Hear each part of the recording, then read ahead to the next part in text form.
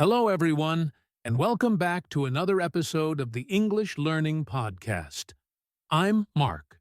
And I'm Jessica. We're so happy to have you with us today. In this episode, we're diving into a powerful idea. You become what you think.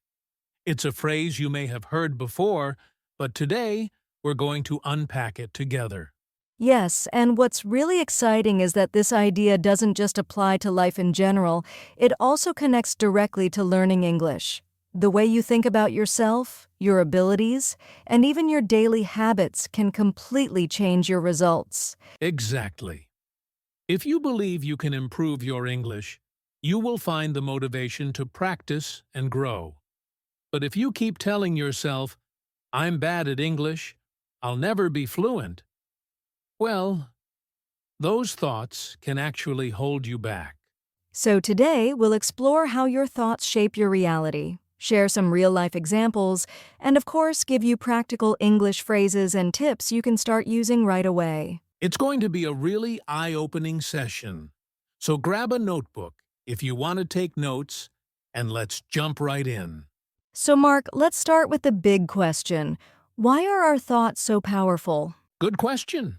I think the easiest way to put it is this: your thoughts create your reality. What you constantly think about influences how you feel, and how you feel influences what you do. And of course, what you do creates your results in life. Exactly. For example, if someone keeps thinking, "I'm not good enough," they'll probably feel discouraged. That feeling might stop them from trying new things or speaking up, and in the end, they don't grow. On the other hand, if you think, "I can improve step by step," suddenly your energy changes. You feel more hopeful, you take action, and slowly but surely, you get better. I love that.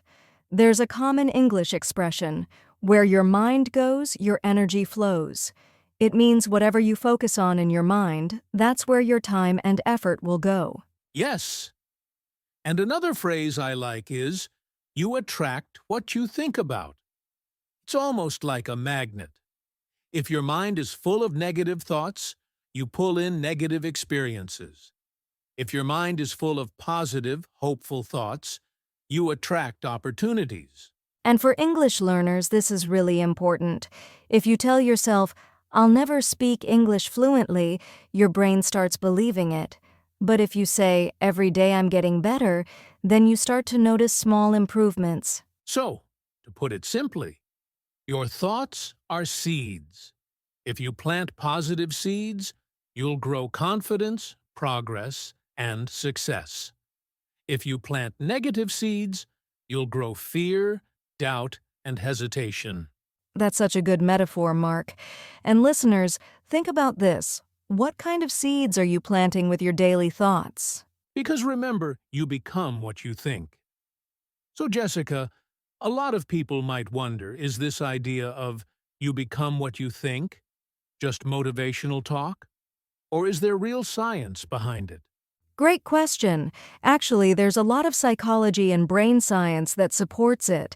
For example, researchers talk about something called neuroplasticity. That's a big word, but it simply means your brain can change and adapt depending on how you use it. Exactly. If you keep repeating certain thoughts, your brain builds stronger connections for those thoughts. So if you're always thinking, "I can't do this," your brain gets better and better at believing that story. But the good news is the opposite is also true. If you practice positive thoughts like "I'm learning every day," your brain builds new connections. Over time, those positive thoughts become natural. Right. Psychologists also talk about the power of beliefs. Basically, your beliefs act like glasses. You see the world through them. If you believe opportunities are everywhere, you'll notice them. If you believe nothing works out for you, that's all you'll see. Yes, and that connects with something called the self-fulfilling prophecy. That's when your expectations actually create the outcome. For example, if a student thinks, "I'll fail this test," They often don't study properly, feel stressed, and then surprised they fail. Exactly. But if that same student says, I can prepare, I'll do my best, they study more, feel more confident, and usually perform better. So, listeners, here are a couple of useful English phrases you can remember. Train your brain. It means practice positive thoughts until they become natural. Mindset matters.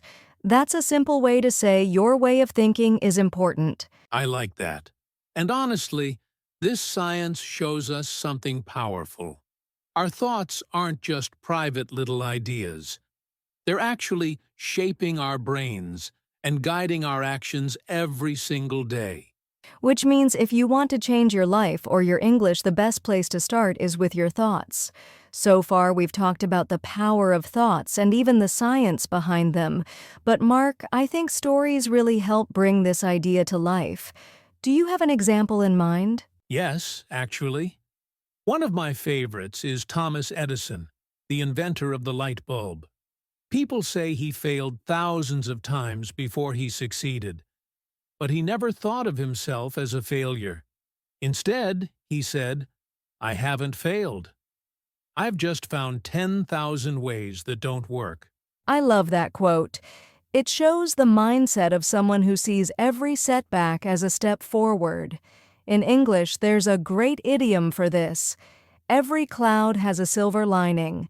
It means even in difficult situations, there's something positive if you choose to see it. Exactly. And I remember a personal story, too. When I first started learning Spanish, I used to think, I'll never be able to have a full conversation. But then I changed my thoughts to, if I practice a little every day, I'll get there. Over time, that belief helped me stay consistent. That's a great point, Mark.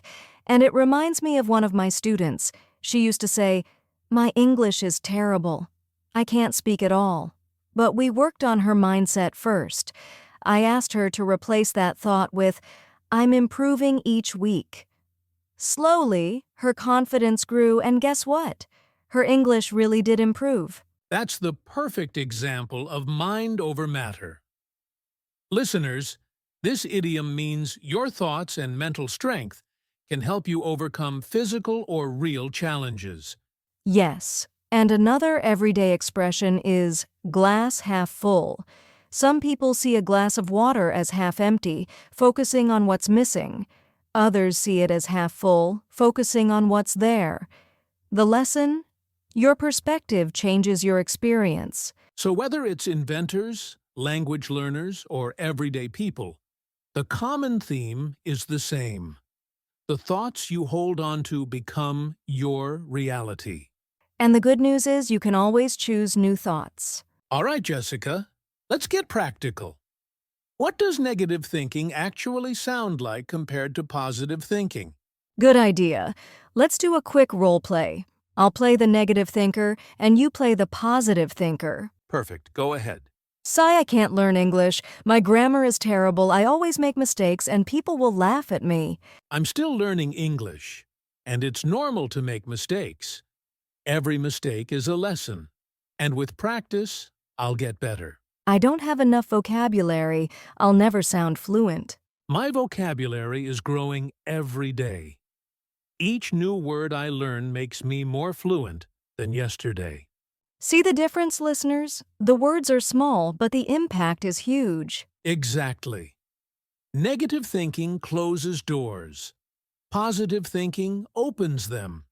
And in English, there are a couple of useful expressions we can use here. For example, look on the bright side. It means focus on the positive part of a situation. Change the record. That means stop repeating the same negative thought over and over. I like that. And remember, positive thinking doesn't mean ignoring problems. It means facing them with hope and solutions instead of fear and doubt. Yes, it's about switching from I can't to I'll try, from I'm failing to I'm learning. That small shift changes everything. So, listeners, ask yourself, are your thoughts lifting you up or pulling you down? So, Mark, I think our listeners might be wondering, okay, I understand the idea, but how do I actually change my thoughts in daily life? Great question.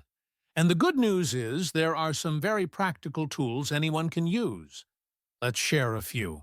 Tip number 1, affirmations. These are short, positive sentences you repeat to yourself every day. For example, I am improving my English step by step, or I am confident when I speak. Yes, affirmations are powerful because they reprogram your brain. And here's a simple English phrase you can remember. Say it until you believe it. Tip number 2, journaling. Write down your thoughts each day. If you catch yourself writing something negative like, I'm bad at speaking, cross it out and rewrite it as, I'm practicing speaking and I'm getting better. I love that. Writing makes your thoughts visible, and once you see them, you can change them. Another tip is visualization. Close your eyes and imagine yourself speaking English confidently, smiling, and being understood. The brain responds to that picture almost as if it were real. Yes. And here's tip number 4, surround yourself with positivity. Read inspiring quotes, listen to podcasts like this one, and even choose friends who encourage you instead of dragging you down. Exactly. In English, we often say, you are the average of the 5 people you spend the most time with. So make sure the voices around you are positive. So, quick recap. Affirmations, journaling, visualization, and surrounding yourself with positivity. Simple tools, but they can completely change how you think and, of course, how you learn English. And remember, listeners, changing your thoughts doesn't happen overnight. But with daily practice, your brain starts to believe the new story you're telling it. All right, Mark, let's do a little demonstration. Imagine you're a learner who's feeling really discouraged about English. Okay, here goes. I can't speak English well. Every time I try, I make mistakes, and people don't understand me. Now, let's flip that into positive self-talk. Try saying, I'm learning to speak English, and every mistake helps me improve. I'm learning to speak English, and every mistake helps me improve. That feels different already. Exactly. Let's try another one. Say the negative version first. I'll never remember all this vocabulary. My memory is terrible. Switch it to, my vocabulary is growing every day. Each new word I learn makes me better than yesterday.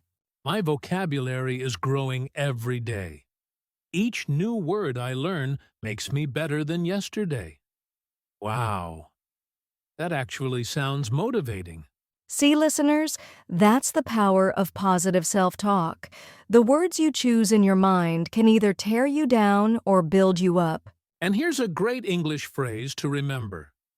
Talk to yourself like you would talk to a friend.